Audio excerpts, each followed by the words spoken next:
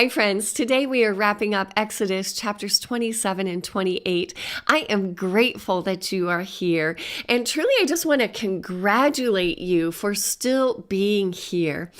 This is not an easy passage to go through. I feel like this is very similar to last week, where we had last week we were reading and studying Exodus chapters 25 and 26. And when we summarize those, here's how I summarized it. The Lord gives Moses specific instructions for how to receive contributions to create this tabernacle and all the furnishings for the tabernacle. This tabernacle is to be God's dwelling place. This is where he will dwell, where he will abide with his people.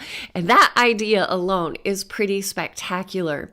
Now, today's passage, or what we're reviewing today, Exodus 27 and 28, is a continuation of the instructions that God gives to Moses. And specifically, this week we looked at the instructions he gives Moses for designing the altar, the courtyard, the collection of oil to keep that lampstand burning within the tabernacle. And then we see how God appoints his priests, those who will serve him inside the tabernacle, and how they are to be clothed with spectacular garments, uncommon garments.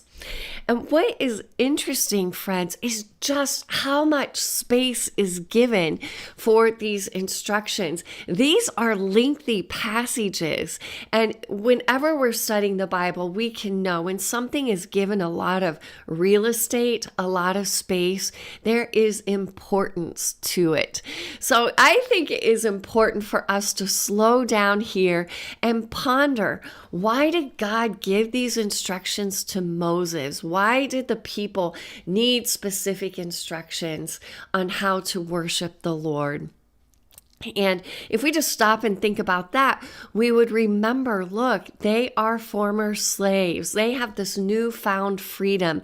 They were living in a culture where thousands of various gods were worshiped. So how is it that they are to worship the one true God? What is his heart? What is his desire behind this? And we talked about last week that all of these things, these instructions, point to heavenly ideas, point to God's heavenly throne, his heavenly dwelling place. And they also point to things to come, right? They are but shadows of things to come. So it really is an important place for us to slow down and ponder. There's a lot of things we could talk about for today's passage. I hope going through some of these review questions has been helpful for you to think about and ponder some of these ideas. Now, as a review, chapter 27 this week, the Lord gave instructions to Moses on how to create that altar, right? Which really is just kind of this ginormous outdoor grill. But what's the purpose of it? This is where the people will offer their burnt offerings. Here are where the animal sacrifices will be cooked. Here is where fellowship will take place between the people of Israel and the Lord God himself. So this altar is important. This courtyard where the altar will reside, for lack of a better word, is also important. Here is where the people will come and meet with the Lord. The common people of Israel will never step foot within the tabernacle. That role is for the priests and the priests alone. It is this courtyard where the people will come, make their sacrificial offerings, have fellowship with the Lord, and be reminded of the atonement that they receive through the blood of the sacrificial animals that they are receiving. They're just going to be reminded here. Here's the place where they will be reminded that God dwells with them and he extends his grace to them. But something must die. Something's An animal's blood must be spilled that they receive God's atonement for sin. All right, so that's a lot. That was a lot to ponder in chapter 27. Chapter 28 focused on the calling or the appointment of the priests. Like, you couldn't just buy your way to being a priest. You couldn't work your way up to being a priest. No, this role was appointed by God to Aaron, Moses' brother, and to his sons. And that will be true throughout the generations of Israel. They will be the family of priests. And a priest is just someone who performs these religious duties at the tabernacle. They perform the priestly duties.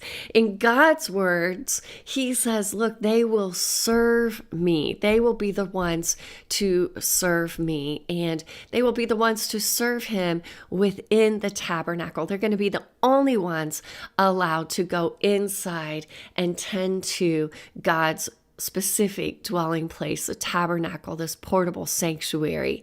And Aaron himself, as the most high priest, is the only one who will be allowed into the holy place. And we see, boy, don't we get an idea of just how this role is set apart by the way that he is clothed. He carries a lot of responsibility on his shoulders. He has a lot of responsibility on his heart and mind, as evidenced just by his clothing alone. I loved this verse. This was chapter 28, verse 2, where God says to Moses, "And you shall make holy garments for Aaron your brother, for glory and for beauty." And glory just really means honor, and beauty means magnificence. And I think this is a two-way street here if we stop and think about it. Here are those who are serving the Lord, who is worthy of all honor and glory and splendor and magnificence. So his servants ought to be clothed in honor and beauty. They ought to be set apart in this way. So that's one way of the street. But it's also, this is a two-way street. It's as if God is saying, look, I have appointed Aaron and his sons to be my servants, and now I want them clothed with honor and glory and beauty and splendor and magnificence. This is how God wants his servants to be clothed. Friends, there is something really, really beautiful about God appointing, about God being the one who chooses who his priests will be. This points us back to how God chose Israel. They did nothing. There's nothing special about these people of Israel except that God chose them to be his treasured possession, to be this kingdom of priests, a holy nation. And now Aaron and his sons will represent this kingdom of priests in a very specific way by serving the Lord within his tabernacle and leading the people in making their sacrificial offerings to the Lord. There's something just very, very powerful about all of this. You know, this last question, question 11, what does the beauty of Aaron's garments tell you about God's heart and his heart for worship? Friends, I just see that God desires number one, as I already said, God is worthy of all glory and honor and splendor. But then God desires to bestow that upon his servants. And he desires that his servants be clothed in uncommon ways with special garments. And we saw like each portion of Aaron's garment represented something important. Now, we won't backtrack. I think we talked enough about that throughout the week. We won't backtrack on that. But God has extended his own glory and honor and beauty and splendor onto his servants, and they ought to be clothed in such a way. Friends, time and time again, we see that God uses very physical things to teach us spiritual lessons. And this is true for this altar, this courtyard, and these garments, but focusing on the garments themselves. And really just focusing on who the people of Israel are first. They are this treasured possession, this kingdom of priests, this holy nation. Friends, on this side of the cross, as believers in Jesus Christ, and by the covering of his blood, we too are God's treasured possession, this holy nation, this kingdom of priests. Peter says it this way. This is 1 Peter chapter 2, verse 9. But you are a chosen race, a royal priesthood, a holy nation, a people for his own possession, that you may proclaim the excellencies of him who called you out of darkness into his marvelous light.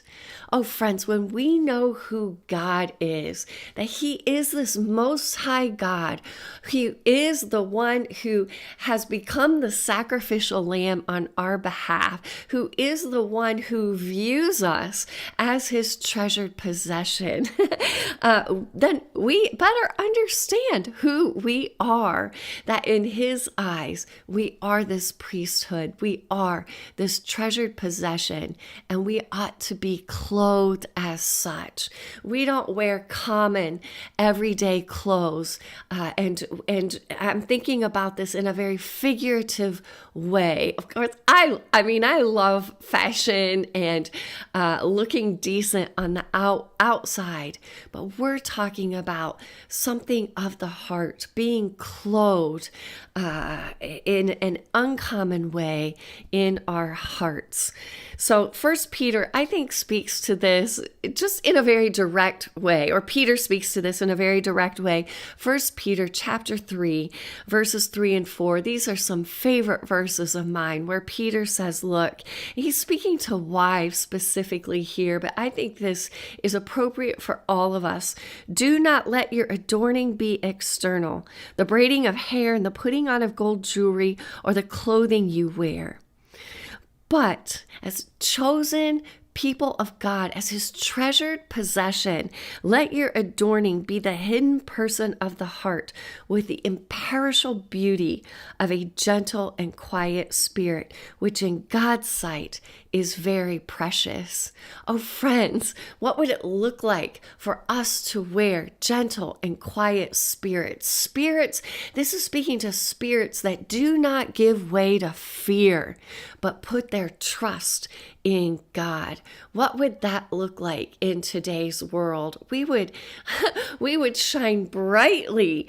We would proclaim the excellencies of him who has called us out of darkness into his marvelous light.